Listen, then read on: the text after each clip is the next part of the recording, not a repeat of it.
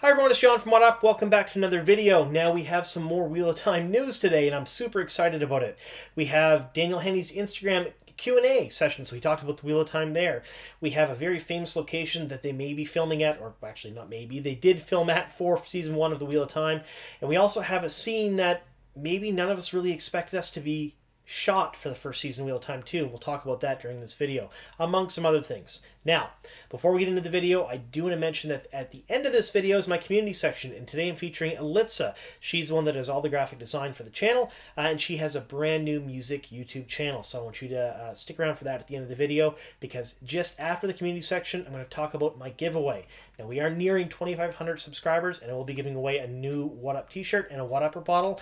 I'll talk all about how you can get your hands on some of those things and how you can qualify for the giveaway and what we're going to do with that at the end of the video.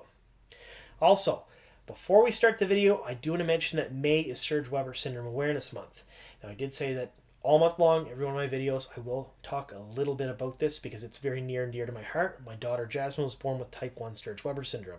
So if you don't know what Sturge Weber is, or if you've never heard of it before, there's a link in the description box to the Sturge Weber Foundation's website. Please go there and read just a little bit about it. If you can share the information around, it would make a huge deal to me and my family, because before Jasmine was born, we really had no idea what Sturge Weber was. It's so rare, not many people know much about it. Also, most of you probably know at this point that I don't have a Patreon and I don't have a shop to buy, my swag and stuff. So if you would normally spend money to support a channel, what I'm asking you to do for this month is to go down to another link in my description box for donation to the Sturge Weber Foundation. In there, you can donate any amount of money whatsoever you'd like to the foundation. And just all I ask is that in the where have you heard from us from, put WoTUP in there. So at the end of the month, I can talk to the foundation and we can see how much that my viewers, you folks, have raised for the Sturge Weber Foundation. Now, Sturge Weber syndrome is a big deal, and I really would like to, at the very least, raise a little bit of awareness about this. So please share this around. Please to talk to people about it. It's a fantastic foundation. They do all kinds for thousands of children all around the world with Sturge Weber syndrome. They are really good people, and they do some really good work. All right, thank you for that. Now, before we get into the video, spoiler warning, I am going to talk about certain aspects of New Spring, The Eye of the World, and The Great Hunt. So if you haven't read those books yet, be forewarned, I may spoil certain scenes or things that happen in the books. I will, however, not spoil overarching plot arcs or anything really major, but if you haven't read those books, just be forewarned. All right, let's get on to the video. All right, so the first piece of news we have here is with Daniel Henney. Now, he did an Instagram Q and A a few days ago where he answered a bunch of questions about all kinds of different projects he's been involved in, but the ones we're concerned about are the Wheel of Time questions. Now, a bunch of fans got together and were able to ask him some questions in the comments, and he did answer some, and these are directly from fans. So the first one was, what are the similarities between you and Lan? Now, he did waffle a little bit on the question at first because, he did say it. Lan is the most badass character in all of fantasy, and it's true, although Daniel Henney's pretty badass too. So he was able to answer it eventually. He did say that he is very loyal, very protective. He values duty, and that he is just all around a good man. And those are the similarities between him and Lan, which I get it. Lan is all of those things, and I don't know Daniel Henney personally, but he seems like, at least from his interactions with fans, very genuine and very amazing on social media. So I think that's a win there. Right away, I'm pretty happy he's playing Lan. All right, let's get on to the next question. So he was asked then, what is the most challenging aspect to playing Lan? And he went on to say the physicality of it. So Daniel Henney's a pretty physical guy. He went on to say he played college basketball. He did a lot of on-screen fighting, a lot of stunt work over the years.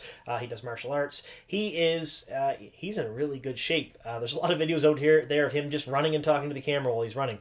And when he was shown some of the choreography from the stunt guys and the stunt work that he was required to do to play the character, he got afraid because he thought that, not afraid of playing the character, but can he pull this off and be believable in this character?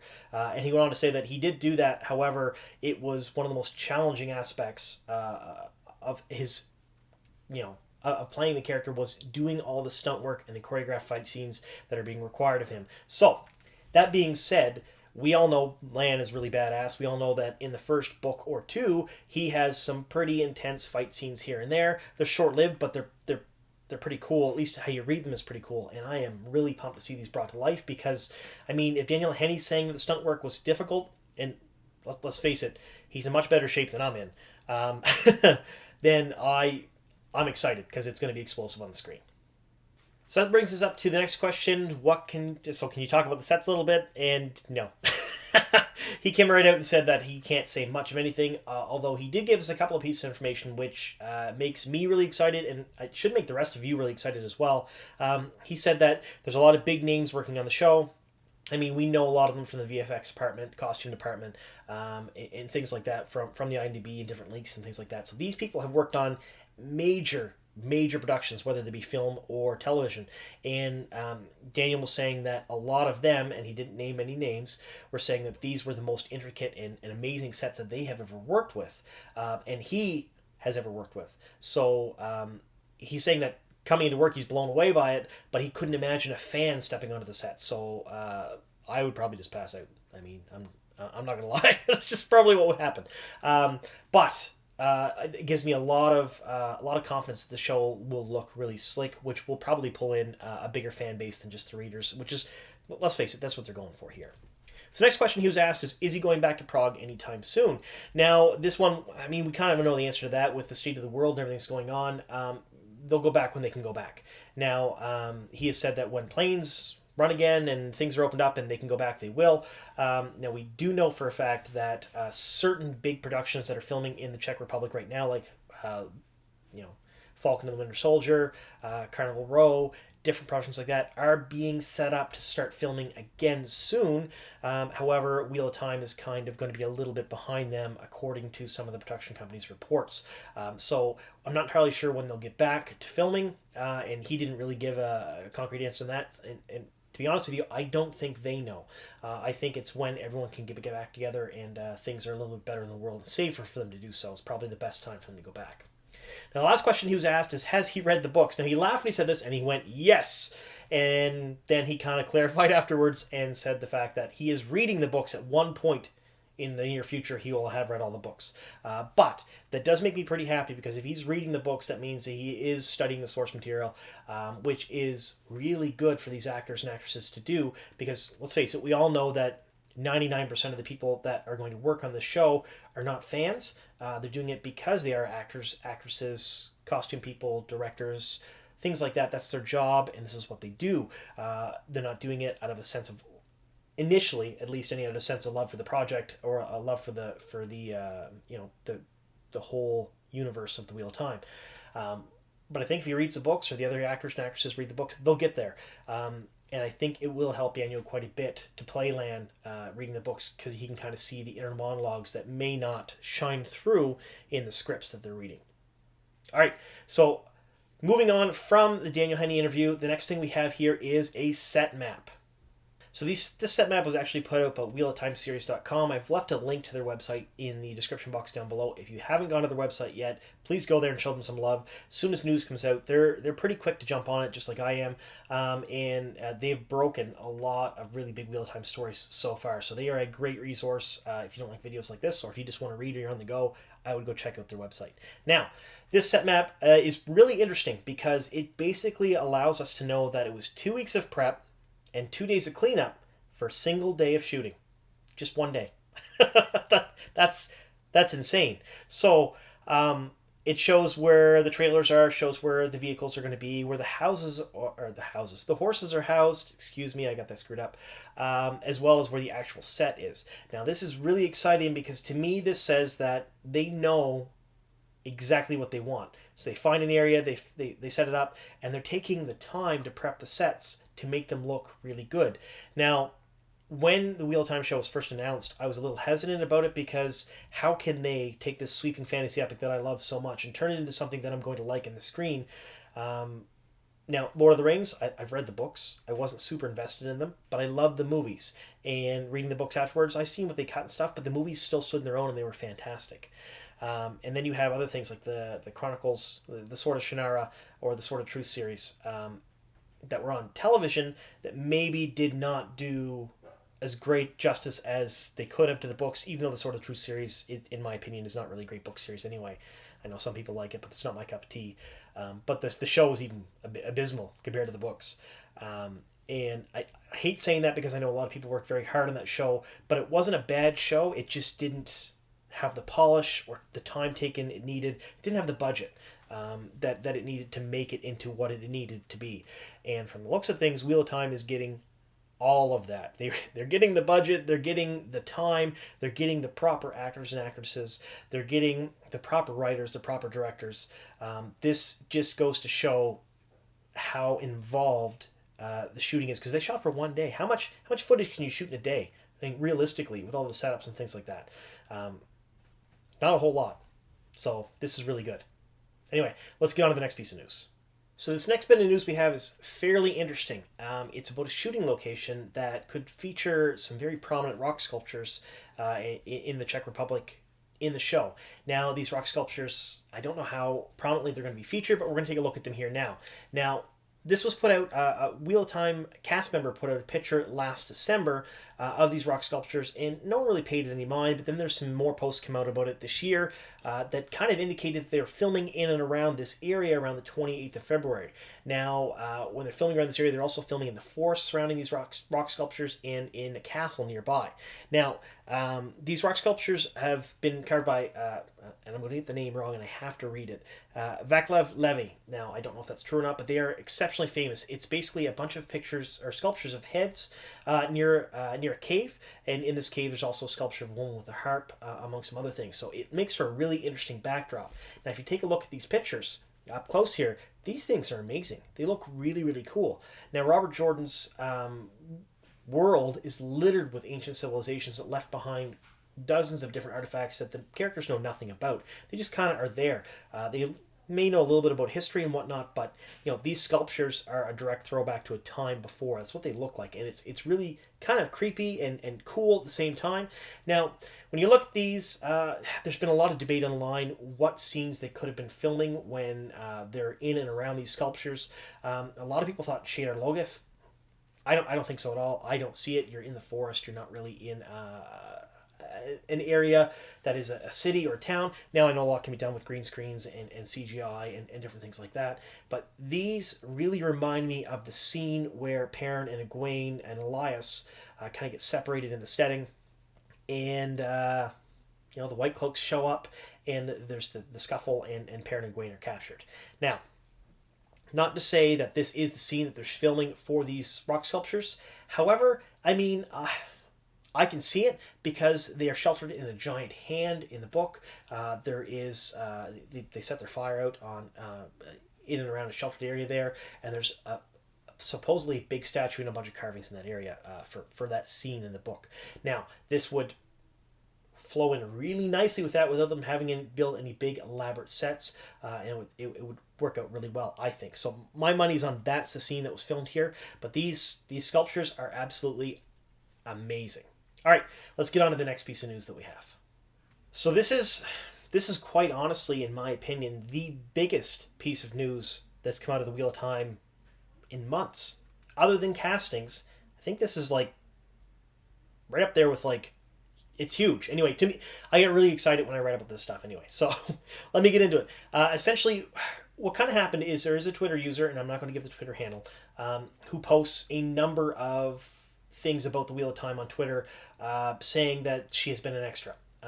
And recently had to do with a post saying that we would see Tar Valon in the White Tower in season 1. Now, a couple of people on Reddit, including Narg from the Daily Trolloc, went through these things and actually posted them and posted different things. And Narg has said that he does not doubt the validity or the legitimacy of these posts. So, I think why this isn't bigger news than it actually is due to the fact that we have nothing verifying this at all. But if Narg is saying that he doesn't doubt the legitimacy of it, that's good enough for me. I mean, Narg generally has his sources in the Wheel of Time community and in the film industry community where he gets stuff long before anyone else. And his stuff's all been good. So if he's okay and happy with this, I'm okay and happy with this, and I'm going to talk about it. So this particular Twitter user did post that she saw Daniel Henney on set. She saw Peter Franzen on set. that the production quality was amazing, which I don't doubt at all, honestly. And that she got to interact with Emmanuel Amani in one scene and Einstein another. And also estimates her overall screen time to about 20 minutes over 2 or 3 episodes. Now, when you think about that, you're thinking, 20 minutes of screen time, that's not that big a deal. That's massive. If the series runs for an hour an episode, that means our first season we know is 8 episodes. That's about 8 hours. 20 minutes out of 8 hours on the screen. That could be as much as some of the titular characters. I mean, realistically, that's a lot of screen time for an extra. It's super exciting because it does say we're going to see Tar-Valon and the White Tower in season 1. Now, before anyone gets really excited, this does not tell us where we're getting in the book series. So, initially, and you can look at some of my older videos, I was a proponent that we're getting 2 books in 1 season, and no one could sway me. I recently did the Dusty Wheel with Rebecca from Reading the Pattern and Matt the Innkeeper, and they both changed my mind so far in the fact that I don't think we're getting 2 books in 1 season, because they are dealing with a lot of extra stuff. They're going to deal with new spring flashbacks. We know that for sure. They're dealing with an expanded Logain, the False Dragon storyline. We also know that for sure. To put those 2 things in there and then try to cram in a full second book in the first season would probably cause them to cut out some stuff that we don't want to see them cut out. And Rafe has said he will not cut anything out that he doesn't have to. So I was more of a mind that we're going to see some of the second book, maybe some of the storylines progressed a bit further, but we won't see the full second book now. So what does this tell us? Well, in the book series, if you read it chronologically, from Eye of the World, you don't see Tar-Valon, you don't see the White Tower, except in dream sequences. So, it's quite possible that this was one of Rand's dream sequences when he thought about going to the White Tower and going up the avenues to the White Tower and whatnot. That particular one, because that was shown. Could also be some scenes from the beginning of the Great Hunt if we get that far into the first season. Or the third option is the flashbacks to New Spring. A lot of New Spring, the first scenes in the book, happen in Tar-Valon, in the tower, White Tower itself. So you actually hear about the Battle of the Shining Walls. Things are going on at that time that are very integral to the history and the build-up behind the Wheel of Time series, but maybe not integral to the actual first or second or third books. That's why it was a prequel and why most people don't read that prequel until later on in the book series. So my 3 options for this are: we're going to see the White Tower in one of Rand's dream sequences, because that does happen in the first book. We will see a specific scene or maybe an introduction scene to Tar-Valon in the first season that has nothing to do with any of the books at all. And they could change something so Tar-Valon replaces Camelin. That's another very popular theory. I don't believe that one, but that's a popular theory. Could be a scene from New Spring. Could be any of those things. So we really doesn't give us any more information on how far they're getting, but it's exciting that we know we're going to see it, because I think seeing Tar-Valon and the White Tower in the first season, for readers and super fans, we'll all geek out, and I'll be super excited to see the Seat of Power of the Aes Sedai and stuff, and I'm sure all of you will as well.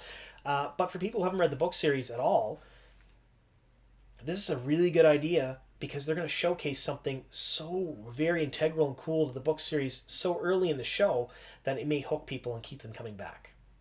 That's my thoughts on that. All right, so I want to thank you for sticking with me to the end of the news section of the video here. Coming up next, we have our community section, and then I'll talk about the contest. So before we get into the community section, I just want to let you guys know, thank you so much for subscribing to the channel. If you like what I'm doing here, please leave a like on this video, leave a comment down below. Let me know what you think of any of the things I've covered in the video at all, or let me know things you'd like to see covered in future videos. I'm very open to that as well, and I've actually taken some users' comments and made videos from those comments. So I do read all of the comments. Doesn't mean I can reply to every one of them, but just be rest assured that I'm going to read it if you write it there. Also, if you haven't subscribed to the channel, please do so. I put out new videos 2 to 3 times a week, and click that notification bell because they are not always on the same day. All right, let's get on to the community section. Welcome to the community section of my channel. Now, I normally feature a Wheel of Time content creator or someone who does Wheel of Time related stuff in every single one of my videos that I can anyway. Today is something a little bit different and a little more special. Now, the graphic design for my channel is done by Elitza. So if you look at some of my older videos where it didn't look so cool or so polished, that was me doing that because I do not have an artistic flair. Elitza stepped in and she took over, doing a lot of the slides and different things that we do here in the channel, and actually made it look really nice. So any of the thumbnails you see any of the slides you see, that's all done by her. She does all of that. She volunteers her time. I mean, I don't make any money, so I can't pay her.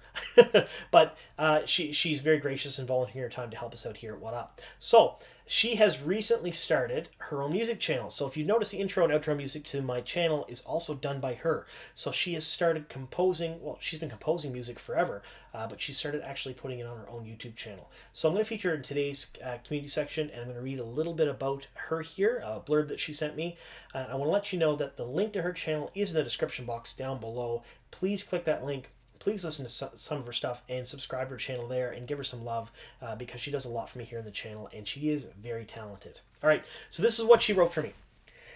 Music was always a part of her life. She started playing piano when she was 5 years old, the same year she learned to read. She wrote her first piece when she was 8. In school, she loved literature and writing essays, and until today, she's read a lot of books. Fantasy has always been her favorite genre, and she really does like the Wheel of Time. Like, she's a huge Wheel of Time fan. When I was 15, I decided to study graphic design. After I dedicated years to my other hobby, anime and Japanese culture, by organizing events and cosplay competitions, I never stopped developing my skills in all of these directions because I just can't only have one hobby. When I heard the news about the Wheel of Time TV series, this became my new obsession, and because of that, I encountered the global Wheel of Time community by making music and designs for my favorite Wheel of Time YouTuber, John. That's me. She's glad that she can help other people grow more as an artist. In the end, she decided to do her own YouTube channel for the music that she creates because she feels that this will be her legacy. She's also started creating Wheel of Time inspired music. And we're going to see probably a debut of her first piece in the next bit. So stay tuned for that. If you haven't already subscribed to her channel, please go there, subscribe to her channel, listen to her stuff, and she will be coming out with some Wheel of Time theme music soon, which I am very, very excited for. All right, thanks so much. And now let's get into the giveaway. So we are currently just under 2,500 subscribers. And at 1,000 subscribers, I did a giveaway for a WoTUP t-shirt and a WoTUPper bottle. You can see here, this is Slucia. She won our first t-shirt and water bottle. She lives in Germany, so I shipped it across the ocean from Canada. So the contest is open to anyone, regardless of what country in the world you're at, although I can't guarantee how quick it'll make it to you if you live further away from me than, say, next door. But this is how you enter the contest. It's pretty easy. All I need you to do is be a subscriber to the channel. So if you haven't already subscribed to the channel, please do so. Leave a comment on this video or my next couple of videos. So last time I did a giveaway, I think I did it a little too quick. So I announced the giveaway, and then 2 videos later, or a video later, I think, I gave away the product. So I'm going to leave this for a bit. So it's now mid-May. I'm going to do the giveaway at the end of the month. So if you could comment on this video, I will look at the comments from all of my videos from now until the end of May. And then at the end of the May, I will choose one winner of a new WoTUP shirt and WoTUPper bottle, so the WoTUP water bottle you see her holding there, and ship that stuff off to you. It'll be completely random. Now, I want to let you know that the WoTUP t-shirts are not exactly common. There's only a few of them made. So you'll be joining the ranks such as myself, Slucia here, Sarah Nakamura, the book consultant of the show, also has one of my t-shirts, and she's worn it on occasion. Matt from the Dusty Wheel has one. And we also had a Jordan Con line winner, Iris. She lives down south in the States as well. She has one. So there's only a few of them out there. So if you do win this, you'll join the elite ranks of the very few people that have this merchandise. I currently have no plans of starting a store anytime soon, or a Patreon or anything like that. So the only way to get my merchandise is by me giving it away. And I'll do that as I get bigger and bigger. I'll give away more and more when the channel actually starts making some money, which we're not right now. But for now, I'm quite happy to give stuff away for these subscriber milestones. So, how to do it? Be a subscriber. So if you haven't subscribed yet, subscribe. Leave a comment. So leave a comment in my videos. Good, bad, ugly, doesn't matter. As long as you're a subscriber and left a comment, you're entered in to win. And if you do like the videos, click a like on them as well. Also, share them around. Let's see if we can grow a little bit more. All right, I want to thank you all for sticking with me to the very end here. Make sure that you are subscribing and commenting on these videos so you can enter in the contest. And I'll give updates as the month goes on, but we'll be giving it away probably in a live stream at the end of the month, which I think will be pretty fun and exciting. All right, thank you so much for sticking with me here to the end, and here's to many more.